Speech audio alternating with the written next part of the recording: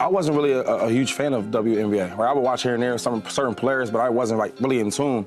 But then once I seen Caitlin play, right, before the hand motions and all that, I'm like, dang, is that Steph Curry with a ponytail? That's what I thought. Back in college, Clark became the only player to lead the nation in both points and assists per game in 2 different seasons. ESPN just broke every record airing a WNBA game, and Caitlin Clark didn't even play. Over 1.5 million viewers watched her sit on the bench. No shots, no stats, just presence. And yet, the moment she was sidelined, league-wide ratings crashed by more than 50%. That's not star power. That's empire-level influence. But of course, when one rookie controls the ratings this much, it exposes a deeper problem. What happens when the league needs her more than she needs it? So now we ask, is this still the WNBA, or just Caitlin Clark's world with guest appearances? Drop A in the comments if you think Clark is the league right now. Caitlin Clark's injury, and it was also reported that the Indiana Fever television viewership is also down over 53%. This tweet from Christine Brennan really stuck out to me. She said one player gets injured and more than half the TV audience for the entire league disappears. Has any other athlete ever had that kind of impact on a sport? Golf without Tiger definitely dropped precipitously on occasion, but not like this. A truly remarkable sports story continues. It was supposed to be a minor quad strain. Instead, it became an existential crisis for the entire WNBA.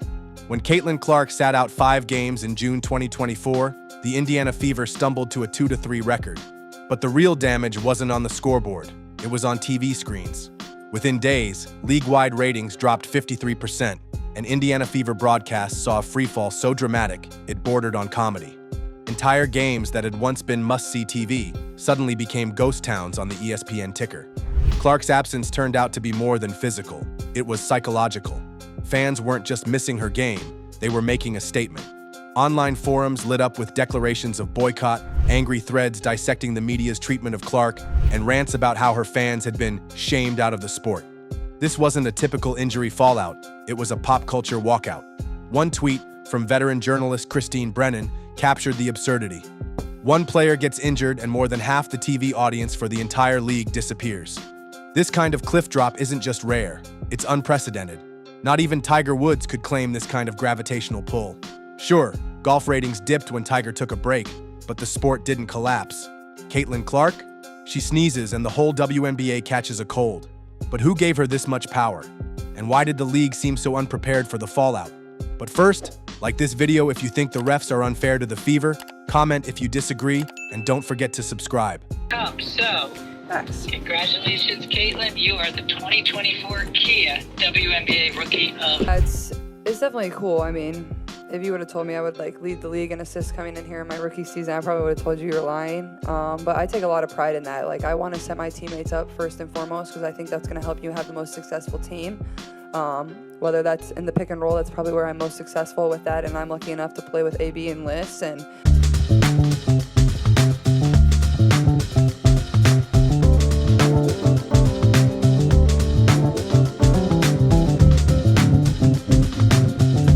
Let's talk numbers.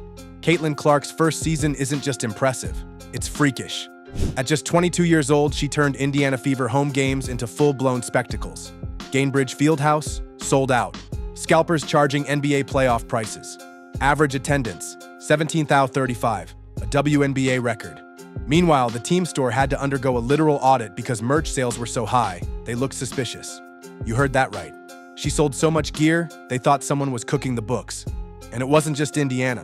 Caitlin Clark turned every arena she stepped into a television event. Her matchup with the Chicago Sky, ticket prices cratered from $86 to $25 the moment she was ruled out. A game moved to the United Center for its expected Clark-fueled sellout suddenly looked like a bad gamble. Without her, the buzz vanished, and thousands of dollars in projected revenue went with it. What we're witnessing isn't just a star athlete, it's an accidental economic engine, a one-woman stimulus package. She's a rating, ticket, and merch triple threat who, in just months, has made veterans and execs look like side characters in her origin story. But the danger? The more central Clark becomes, the more fragile the league looks without her. So what happens when the product is bigger than the platform? on this. Unfortunately, I am not surprised that the players ranked her so low. However, I do take it as a sign of disrespect to Caitlin Clark. I know that she hasn't had her greatest season. I also know that she has been out with injury, but there is no person in the world who can convince me that there are 8 better guards than Caitlin Clark in the WNBA. And I also think it's so interesting because if you look closely here, the players have the first, second, third, 2 players tied for 4th, then the 6th, 7th. There is no 8th place guard in this player ranked, and then it goes to 9th. Here's the part where we collectively scream into the void. How do you fumble a once-in-a-generation media asset this badly? Instead of rolling out the red carpet, the WNBA tripped over its own shoelaces. From day one, Clark's fans were treated like a hostile invasion. Not real basketball fans, they were told, just white girl groupies. And if you thought that would win hearts and minds, welcome to your marketing seminar from hell. Instead of embracing the Clark effect, the league and media ecosystem responded with suspicion, resentment, and a bizarre desire to downplay her success. From investigations into Fever fans after the first game to salty sound bites from rival players, the league looked more like a dysfunctional family than a rising empire. The result? A wave of new fans, many of whom were ready to fall in love with the entire WNBA, felt rejected, labeled, alienated. And let's be clear, this wasn't just about Clark. The ripple effect crushed momentum across the board. Even the much-hyped Fever Liberty game featuring Angel Reese and the ever-dominant Aja Wilson barely cracked 600,000 viewers. That's criminal. The WNBA had the most-watched rookie since LeBron James and still let the moment slip through its fingers. Was it ego, mismanagement, or just plain fear of change? Whatever the cause, it left the league with a chilling truth. They weren't ready for Caitlin Clark. Fever met once again for the infamous Angel Reese versus Caitlin Clark rivalry. It was actually the most viewed WNBA game in history. I have the stat right here. It says 2.25 million viewers on CBS. That makes it the most watched WNBA game on any network. Let's talk about the war beneath the box scores. Because this isn't just basketball, it's cultural warfare with layups. Caitlin Clark versus Angel Reese has become the WNBA's most volatile rivalry, and not because of anything they've actually said. The drama exploded back in college with one taunt heard around the world, Reese's infamous "You Can't See Me" celebration during the NCAA championship. Clark had done it first, but when Reese mirrored it, the internet lost its damn mind. Guess which one got labeled classless? That same energy followed them into the pros. Their recent matchup, Clark's triple-double versus Reese's 17 rebounds, should have been celebrated as a showcase of elite rookies. Instead, a flagrant foul, a tech, and a digital inferno. Social media morphed it into a referendum on race, femininity, and fan loyalty. Analysts dissected every second like it was a Zapruder film. One bumped elbow triggered think pieces, race baiting, and toxic tribalism. And Clark? She's tried to calm the waters, publicly defending Reese, even condemning the racist trolls among her own fans. But it's too late. The narrative has legs, and the league now teeters between two camps, Team Angel and Team Caitlin. Forget East versus West. This is civil war disguised as sport. And the WNBA, caught in the crossfire, seems paralyzed, afraid to fully back either side, afraid to alienate anyone, and ultimately alienating everyone.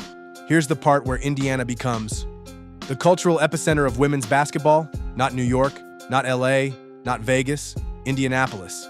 Thanks to Caitlin Clark, Fever games are now full-blown events. And we're not talking your average sports crowd. We're talking raging college basketball vibes, merch hoarders, dads who drove 8 hours with their daughters, and reporters fighting for floor seats like it's the Oscars. The Fever's home games are sold out weeks in advance. Tickets are resold at scalper-inflated rates. Giveaways run out. Local businesses are booming. Even the Pacers, yes, the NBA team that shares the building, can't match the environment unless it's playoffs. We've officially entered the Caitlin Clark economic boom zone. So seismic was the demand that Fever merchandise sales hit such absurd highs. It triggered a formal audit of the team store. Audited. For selling too many t-shirts. The absurdity is real. The Fever are a 400 team, still figuring themselves out on the court. But it doesn't matter. Because Caitlin Clark has turned each game into an experience, a pilgrimage, a content goldmine. It's no longer about records. It's about being in the room where it happens, even if it is just a no-look assist or logo 3 that rattles out. People want the moment, and for now, the moment is her. Welcome to Indiana, where dreams are made of jump shots and long lines outside Gainbridge Fieldhouse. You could feel the temperature drop the moment All-Star votes came in. Caitlin Clark led in a landslide. Despite missing games, despite shooting slumps, despite not being the best player statistically, that title still belongs to A'ja Wilson, the Vegas Aces MVP machine. But in the Clark era, excellence apparently takes a backseat to viral charisma. And A'ja's camp is not vibing with the shift. Her longtime friend and PR attack dog, Michael McManus, fired off a tweet that stung.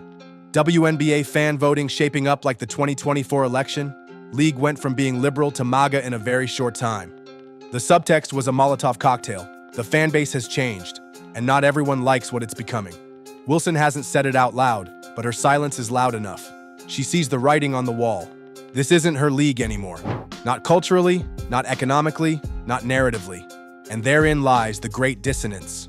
A league built on parity, teamwork, and quiet excellence is now being rebranded in real time around a single magnetic rookie. A walking highlight reel with a nationwide cult following. Wilson versus Clark isn't personal, it's existential. It's legacy versus virality. And as the league tries to juggle both identities, fans are left in limbo, wondering, is this the future or just a phase? Outrow. And now I gotta ask, are we witnessing the rise of a legend or the unraveling of a league that wasn't ready for her? Drop your wildest prediction for the second half of the season below. Will Caitlin dominate or will the league push back harder? Let the debate begin.